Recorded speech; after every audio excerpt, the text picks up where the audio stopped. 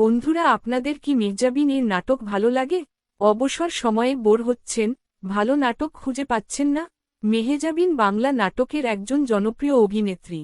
তার করা অনেক ভালো নাটক থেকে আজ আমি আপনাদের সাথে শেয়ার করতে চাই আমার দেখা 8টি সেরা নাটক, যা আপনাদেরও অবশ্যই ভালো লাগবে।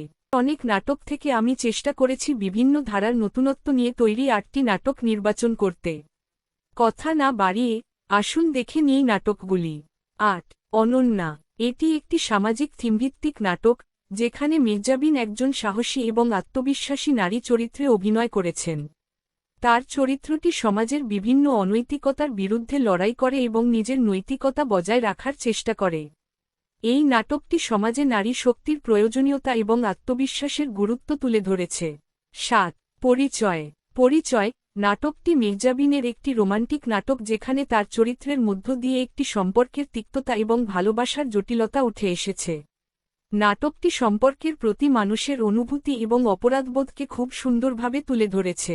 মির্জাবিনের অভিনয় নাটকটিকে বাস্তবিক অনুভূতির সঙ্গে সংযুক্ত করেছে। 6. অভিমান।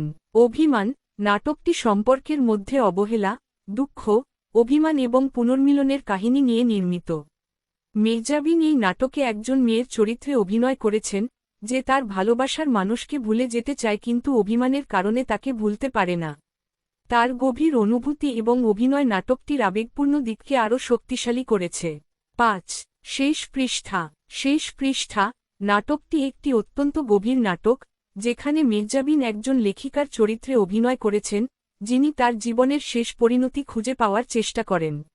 নাটকটি জীবনের মূল উদ্দেশ্য এবং সৃষ্টিশীলতার গুরুত্ব নিয়ে আলোচনা করে। মির্জাবিনের অভিনয় তার চরিত্রের আত্মসংকল্প এবং সংকটকে খুব বাস্তবভাবে উপস্থাপন করেছে। 4. ঘুরে দাঁড়ানোর গল্প।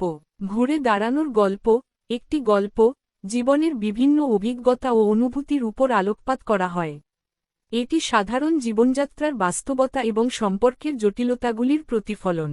নাটকটির মূল ভাবনা হচ্ছে, জীবনযাত্রার সমস্ত বাধা এবং সংকটে কাউকে কোথাও থামানো সম্ভব নয়। চরিত্রগুলি ঘুরে ঘুরে তাদের অভ্যন্তরীণ মনোভাবের পরিবর্তন এবং সম্পর্কের মানসিক জটিলতা মোকাবেলা করে। 3. অপরূপা। অপরূপা নাটকটি মির্জাবিনের একজন কঠোর, স্বাধীন এবং সাহসী নারীর চরিত্রে অভিনয় করা একটি নাটক। এখানে তিনি একজন নারী চরিত্রে অভিনয় করেছেন, যিনি নিজের পরিচয় এবং সমাজের নিয়মের বিরুদ্ধে দাঁড়ানোর চেষ্টা করেন। নাটকটির মাধ্যমে নারীর আত্মবিশ্বাস এবং স্বাধীনতার গুরুত্ব তুলে ধরা হয়েছে। 2. ভুলজন্ম। এই নাটকটি একটি সমাজবিরোধী ধারণাকে তুলে ধরেছে, যেখানে একটি ভুল ধারণা বা ভুল সিদ্ধান্তের কারণে মানুষের জীবন বদলে যায়। নাটকটি মানসিক কষ্ট এবং জীবনের পরিবর্তনশীলতার সাথে যুক্ত। 1. তিথিডোর। এটি মির্জাবিন চৌধুরীর একটি ক্লাসিক নাটক। নাটকটির কাহিনী এমন এক নারীর গল্প, যিনি বয়স বাড়লেও এখনও একা আছেন এবং সমাজে তার অবিবাহিত থাকার কারণে নানা ধরনের চাপ এবং হতাশার সম্মুখীন হন। নাটকটি সামাজিক দৃষ্টিভঙ্গি এবং একাকিত্ব, সম্পর্ক, নারীর স্বাধীনতা ও আত্মবিশ্বাস নিয়ে গভীরভাবে আলোচনায় প্রবেশ করেছে। মির্জাবিন এখানে একজন এমন নারী চরিত্রে অভিনয় করেছেন, যিনি সমাজের চাপে পড়লেও নিজের পথ খুঁজে বের করার চেষ্টা করেন।